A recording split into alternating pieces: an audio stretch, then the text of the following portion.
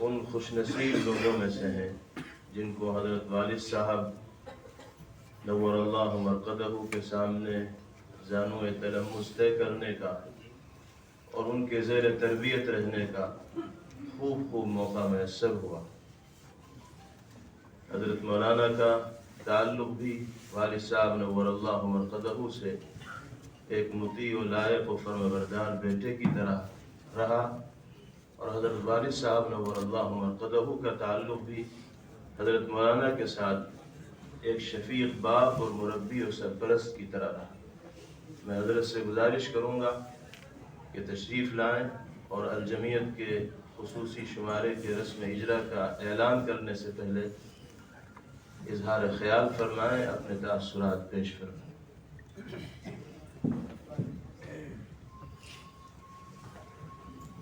بسم اللہ الرحمن الرحیم، نحمدہ ونصلی ونسلم علی رسولہ الکریم، اما بعد۔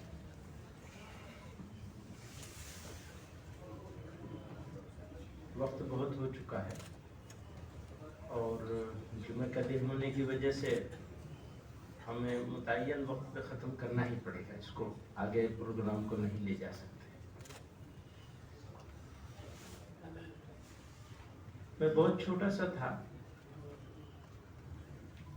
اتنا چھوٹا تھا کہ میری پھوپھی مجھے نہیں لایا کرتی تھی، ان کے پاس والد نے بھیج دیا تھا پڑھنے کے لیے، حفظ کرنے کے لیے۔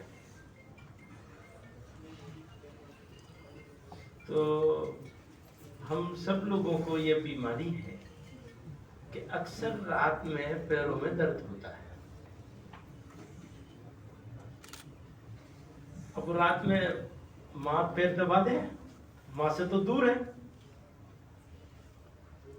بارہا ایسا ہوا کہ ہمارے پیر میں درد ہو رہا ہے اور کراہ رہے ہیں، اور قاری عثمان صاحب رحمۃ اللہ علیہ تھوڑے جان تشریف لائے اور پیر دبانے بیٹھ گئے۔ تو دونوں باتیں تھیں ان کی، پٹائی بہت کیا کرتے تھے، ایسی پٹائی ہوتی تھی کہ بس اس کا تو بیان کرنا مشکل ہے، لیکن پیر بھی دبایا۔ پھر جمعیت علماء میں ہم لوگوں کو ساتھ رہنے کا موقع ملا، انہوں نے سرپرستی کی۔ جس بات کے بارے میں وہ یہ سمجھ لیتے تھے کہ ایسے ہونا چاہیے، پھر اسے کوئی تبدیل نہیں کر سکتا تھا، پھر کوئی نہیں تبدیل کر سکتا۔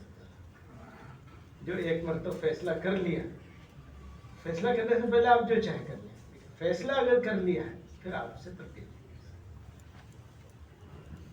مولانا نیاز فاروقی صاحب بتا رہے تھے کہ اس زمانے میں ان کی سرپرستی میں، ان کی صدارت میں جمعیت علماء نے جو کارہائے نمایاں انجام دیے ہیں وہ سنہرے حروف سے لکھے جانے کے قابل ہے۔ اس جماعت نے اگر دہشت گردی کی مخالفت کری تو اس کام کو شروع تو حضرت مولانا اسد مدنی رحمۃ اللہ علیہ نے کر دیا تھا، مولانا عبدالحمید نعمانی، مفتی سلمان صاحب اور ایک اور صاحب کوئی تھے، 3 لوگوں کو مامور کیا تھا کہ چھوٹے چھوٹے کتابچے لکھے جانے ہیں، کیونکہ یہ مفتی شبیر صاحب مراد آباد۔ اور میں نے مفتی سلمان صاحب کے اوپر وہ غصہ نہیں ہوتے تھے، وہ ان کے ساتھ بڑا اکرام کا معاملہ کرتے تھے، ہمارے حضرت والد صاحب رحمۃ اللہ علیہ، مولانا اسد مدنی رحمۃ اللہ علیہ۔ لیکن اس معاملے میں ان کے اوپر وہ مجھ سے کہنے لگے کیا ہوا اس کتابچے کا؟ میں نے کہا مجھے کچھ نہیں معلوم، آپ ان سے خود ہی بات کر لیجیے۔ فون ملا گیا، دے دیا حضرت کو، تو خوب ڈانٹا، زور سے ڈانٹا۔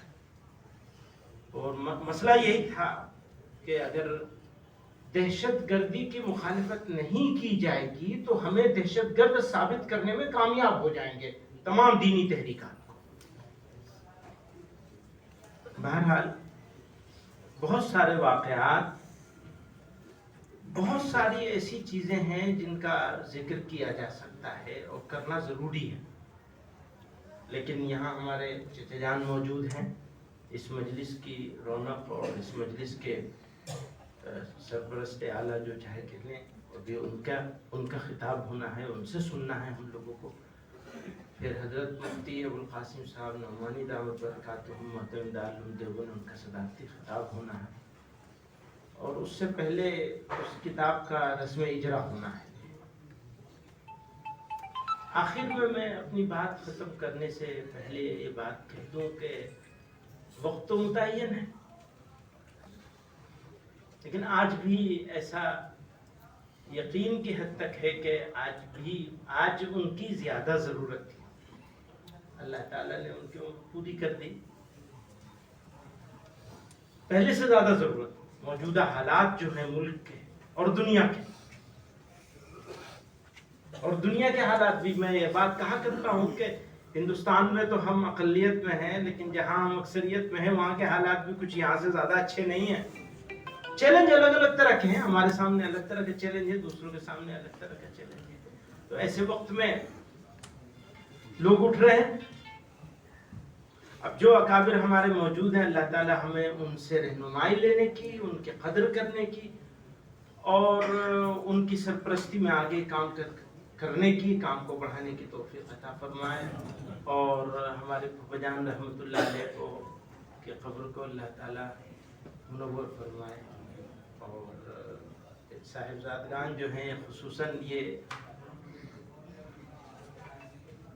میں منہ پہ کہنا نہیں چاہیے لیکن یہ موقع ہے اس کا اظہار کرتا ہوں کہ یہ دونوں لوگ جو ہیں وہ صرف جمعیت علماء کے نہیں بلکہ ملت اسلامیہ کا عظیم سرمایہ ہے۔ اللہ تعالیٰ ان کی حفاظت فرمائے اور آگے ان کو اچھے سے اور کام کرنے کی توفیق عطا فرمائے، میدان عطا فرمائے۔ تو میں